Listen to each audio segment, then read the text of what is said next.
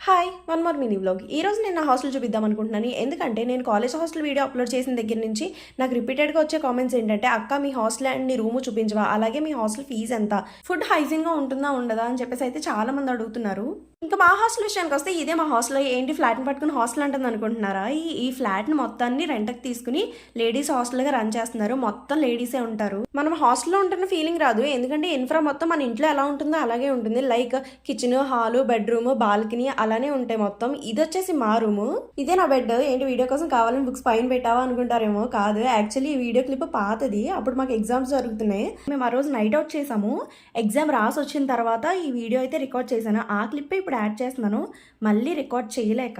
ఇదే మా exam time table. Video కోసం రూమ్ అంతా నీట్‌గా సర్దేశాము. ఇంకా ఫీజు డీటెయిల్స్‌కి వస్తే మంత్లీ 6,500 పే చేస్తాము. ఏ మంత్ ఆ మంతే పే చేస్తాము. మా రూమ్‌లో మొత్తం 4 మెంబర్స్ ఉంటాము. కొన్ని రూమ్స్‌కి ఇలా అటాచ్డ్ వాష్‌రూమ్స్ ఉంటాయి. అంతే వీడియో బాయ్.